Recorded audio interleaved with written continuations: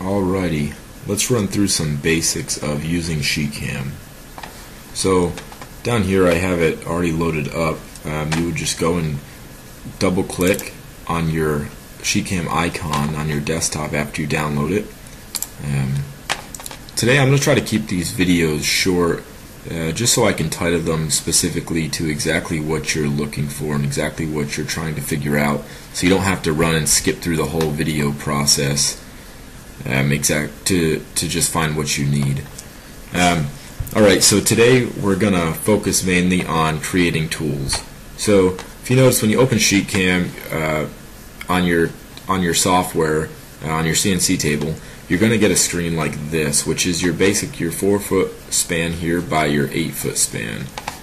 Over here we have our tools. So the first thing to creating a tool would be right here. You're going to see a little torch tip looking icon here. So if we scroll over it, it says create a new jet cutting tool, plasma, laser, water jet, flame. So if we click on that, it's going to open up this screen here, which is labeled jet tool. Now, depending on the plasma cutting unit you have, as you know, we only recommend Hypertherm or Thermodynamics just for the sake that they are some of the best cutters that are made out there, and they're very compatible with the softwares that we choose to run on our CNC equipment.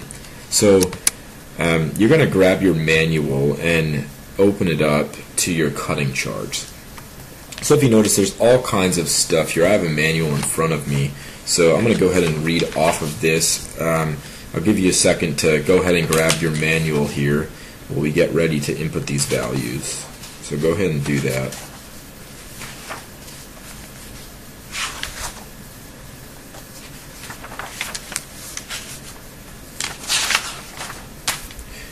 Alright, so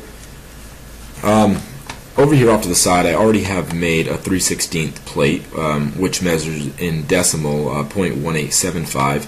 That's our 3/16 plate thickness. So the way that I always label tools when I'm creating a new tool set would be, I use the machine that I have, which on this demo table that we run here in the shop, we're running a Cutmaster A60 Victor Technologies or Thermodynamic, whatever you prefer. Up here, so what I'm going to do is I start by, if you notice, I have 60A, which stands for 60 amps. This would be my tip size. So I'm going to go ahead and write 60A here. And let's go ahead and do a 60 amp cutting 1/4 inch plate. So I run a 60 amp and then I say Cutmaster, which is just the cutter that I'm using. The reason why I do this is interchanging cutters. You might have a different way that you'd like to do it, but this is just the name, so you can do it however you'd prefer. The reason why I do it this way is because I'm constantly interchanging, testing a table. I might test one on a Hypertherm, then test one on a Thermodynamics or Victor Technologies cutter. So for the sake of time, I'm just going to go ahead and label this one an A60, which is our tip size again, and then we have Cutmaster, which is the cutter name, and then I'm going to put 0.25, which is the thickness of the material I'll be cutting. So right below that it says plasma, flame, water jet, laser, plate marker. So we're going to go ahead and select plasma. When we select plasma, we notice we have all of these presets that come up under here. So this just saves as tool number 2 because this is the second tool that I've created in this tool set. And kerf width. So now we're going to go to our cut chart and we're going to open up to our, in my case, I'm opening up to my 40 amp cut chart. I'm going to do mild steel. Most of the stuff I run is steel, sometimes aluminum, but I'll designate aluminum with a little AL at the end in the title. Oh, what happened here? We lost our name here. So let's write that again. 60 amp. 0.25. There we go. Alright, I guess when I selected note to self, make sure that you select your type before you write the name, because I guess it'll erase it and run over it. I never had that happen before, so it's a first for me.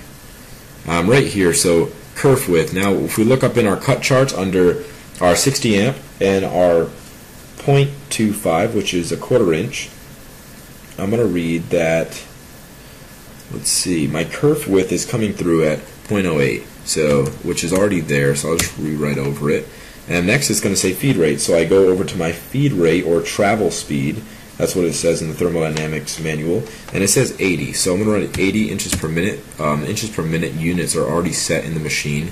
Pierce delay, there's a pierce delay that comes through on this chart. So if you have a thermodynamic sheet in front of you, that'll come through as pierce delay time. So 0.3 seconds for that. Pierce height, we're going to look over to initial piercing height and 0.19, that's correct. And then plunge rate, this is basically just how quickly your z-axis is going to jog up and down when it's coming to touch the plate. You can set that to 25, whatever makes you feel comfortable. Just, you know, don't throw it way up 800, 900. Probably don't need to throw it that high, but you know, I keep it reasonable. You can run it at 100, you could run it at, you know, 200, you could run it at 75. I run at 75, 25. It's moving such a small distance, unless you're cutting several parts at a time, you're not going to really worry too much about losing time to cut an odd and end here and there if you're doing small stuff. If you're doing big stuff, a full sheet, you might want to speed this up to cut down operating time. So right here we have cutting height, which is 0.19 also, so we have that set in there. Below that we have pierce pause at the end of the cut, and we don't really need to do this. We already have this built into our preferences within the torch eye control unit, so we have a little bit of a lag right at the end of the cut to begin with. If we put a pause, it'll stay there, and if we're not going to run too many lead outs, so without running lead outs we won't have anything to worry about with pausing at the end of the cut, because we don't want to pierce and mess up our nice edge finish. And as far as all the lead in, lead out stuff, just bear with me for right now if you haven't watched the other tutorials yet.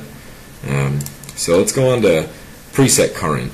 This you don't have to worry about unless you have a hypertherm. Then this stuff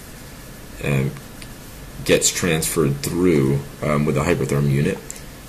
Right below it we have our air pressure. At this doesn't get set regulated through the computer either for a thermodynamic, so for my sake I don't have to worry about it. For a hypertherm you might have to worry about it more, because this is actually built into the code where it'll change your air pressure.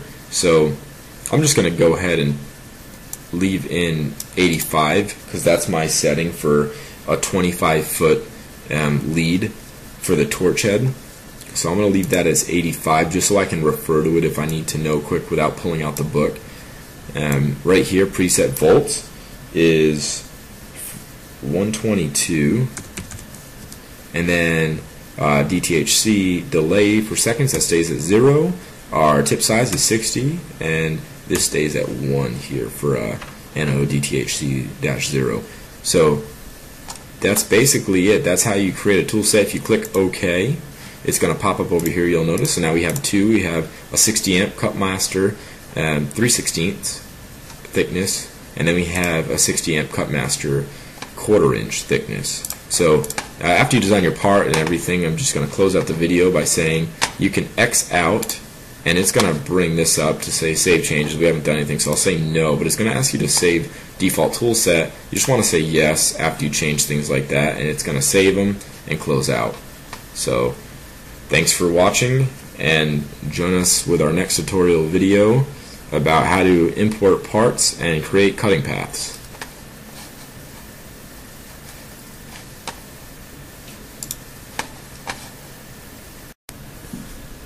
Alrighty, let's run through some basics of using Sheetcam.